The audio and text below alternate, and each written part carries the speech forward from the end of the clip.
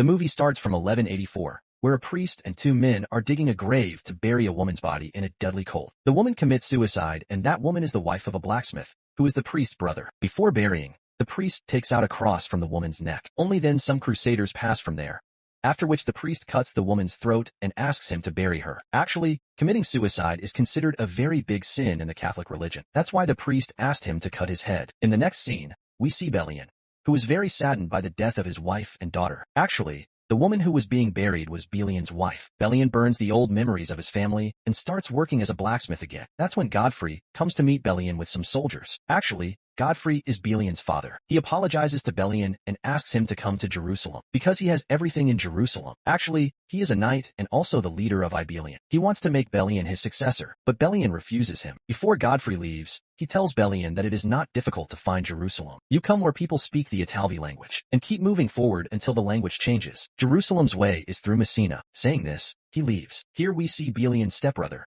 who is a priest. He listens to Godfrey and Belian, and then he convinces Belian to leave the village. Actually, he is telling Belian because he is looking at Belian's property, but Belian is still sad about losing his family. That's when his stepbrother tells him that he cut his wife's head and buried it. Belian gets very angry hearing this, and he kills the priest with a burning sword and takes back his wife's cross. After this, Belian goes behind Godfrey, which he finds on the way. Belian tells Godfrey that I have committed a sin. I have killed. I want to go to Jerusalem with you to atone for my sin. After this, Godfrey takes him with him. Now they rest at a place where Godfrey teaches Belian to wield a sword. That's when Godfrey's nephew arrives and says that we have come to arrest Belian for the priest's death. But Godfrey says that Belian will not surrender. If you try to arrest Belian, you will have to fight us first. But they want to arrest Belian at any cost, and there is a fight between them. Godfrey's nephew kills many of them, but in the end, Godfrey kills his nephew. In this fight, Godfrey gets very injured. After this, they start their journey to Jerusalem to treat Godfrey. The next day, they reach a refugee camp, which is near Messina. There they meet a man named Cal, and he is the husband of Princess Cybele. He talks rudely with Godfrey there, and asks him about Belian. Godfrey tells him that he is my son. Now when they reach the port of Messina in Jerusalem, Godfrey's condition gets very bad, and then he calls Belian to himself. Godfrey is now taking the last breath of his life. He tells Belian that there is still peace between Christians and Muslims. The doors of Jerusalem are open to everyone, whether they are Christians,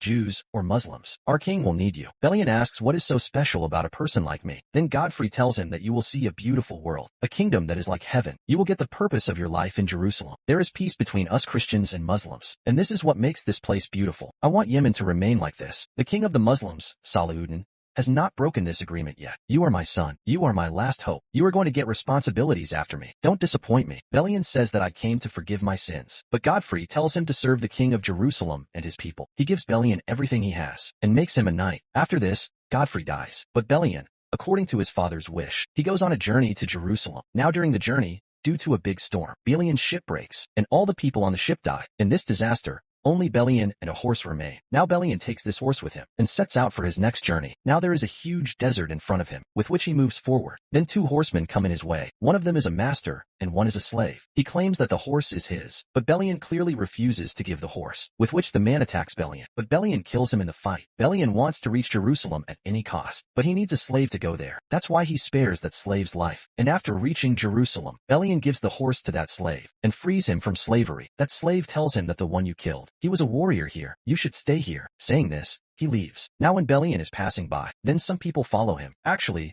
these people are his father Godfrey's people, and because Belian has Godfrey's sword, that's why he stops Belian and asks him some questions. Belian tells him everything, with which Godfrey's people are satisfied, and they accept Belian as the new baron here. Godfrey's people welcome him. Belian gets everything here, what his father Godfrey had said. Belian's land is a big mansion, 100 servants, and his father's property. He has no shortage of anything here. On the same day, Princess Cybele also comes in search of Belian's mansion, but Belian doesn't tell her anything about himself. In fact, he gives her water to drink. Then Cybele leaves from there. After this, Belian meets Tiberius, who was a good friend of Godfrey. Tiberius asks Belian, "What do you know about Saladin?" Belian says that I only know that he is the king of Muslims. Tiberius tells him that Saladin has an army of more than 2 lakhs in Damascus. It is not difficult for him to conquer Jerusalem, but there is a compromise between our king and Saladin. Actually, there is always hatred between the king of Saladin and Jerusalem. That's why both the kings have agreed to establish peace. After this, Belian meets the king of Jerusalem. Belwin, who liked his father Godfrey very much, and he considered him his master. The king tells Bellion to play a game, and tells him that other religious people believe that I have a punishment. That's why my body has become like this. He asks Bellion a lot of questions, and gives him his land, which means Bellion. This is a way for merchants. Caravans pass from here, and now Bellion has to protect this place. When Bellion comes, he sees that this place is very barren. No one wanted to take this land, because there is no water here, but Bellion is happy with this. Now he decides to dig a well here, in which he succeeds, and in a few days, water also comes. The land that was barren a few days ago, it is now capable of growing crops. After this, Princess Sibylla passes through this path. Actually, the princess liked Bellion from the beginning. That's why she spends a few days here with Bellion. She tells him that my marriage was forced. I have a son. He will be the next king. If my brother dies, then I am afraid that Jerusalem will also go away from our hands. This peace is because of my brother. The rest of the people are not peaceful. In fact, they are just hungry for power. A few days later, Guy and Sheltie attack a caravan of Muslims and kill people very badly, which makes Saladin angry. Although these people also wanted this. The next day, the Crusaders talk about this. There were only a few people who did not want to fight, but now the war had begun. Guy instigates his people and says that we are the soldiers of God. We can never lose, no matter how big the army is against us. After this, even if he does not want to, Bellion has to announce the war. The very next day, Sultan Saladin's army sets out to attack Jerusalem. Saladin first attacks the fort of Karak. Bellion is sent a message that he should go to protect the fort of Karak. When he comes there, then everyone runs towards the fort. Actually, Saladin's army has already reached here, because of which Bellion and his army hide in the fort. They decide to face a very large army, so that Belwin can get time to reach here. Actually, Belwin is also on the way with his army. Now as soon as Bellion and his soldiers attack, then Saladin's army easily defeats them. At the same time, a soldier of Saladin repeats the same thing, which he had told Bellion in Jerusalem, that you need to be careful. Actually, he is the same man, whose Bellion had spared his life, and had freed him by giving him a horse. His name is Imad, and he is a special man of Saladin. He saves Bellion's life, just like Bellion had saved his life. He tells him to go back to the fort. Now an army of Loks is ready to attack the fort, but then a shining cross from the other side. And with Belwin,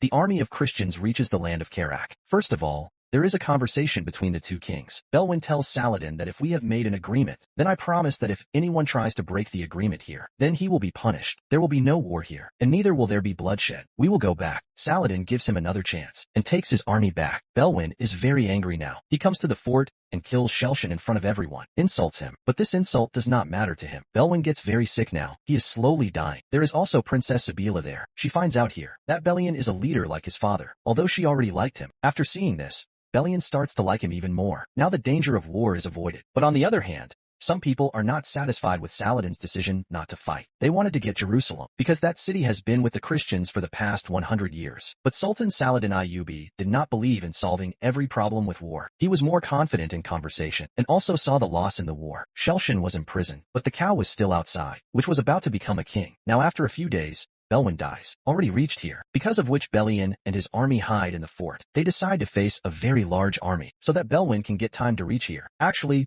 Belwin is also on the way with his army. Now as soon as Bellion and his soldiers attack, then Saladin's army easily defeats them. At the same time, a soldier of Saladin repeats the same thing, which he had told Bellion in Jerusalem, that you need to be careful. Actually, he is the same man, whose Bellion had spared his life, and had freed him by giving him a horse. His name is Imad, and he is a special man of Saladin. He saves Bellion's life, just like Bellion had saved his life. He tells him to go back to the fort. Now an army of Loks is ready to attack the fort, but then a shining cross from the other side. And with Belwin, the army of Christians reaches the land of Karak. First of all, there is a conversation between the two kings. Belwin tells Saladin that if we have made an agreement, then I promise that if anyone tries to break the agreement here, then he will be punished. There will be no war here, and neither will there be bloodshed. We will go back. Saladin gives him another chance, and takes his army back. Belwin is very angry now. He comes to the fort, and kills Shelshin in front of everyone, insults him. But this insult does not matter to him. Belwin gets very sick now. He is slowly dying. There is also Princess Sibylla there. She finds out here that Bellion is a leader like his father, although she already liked him. After seeing this,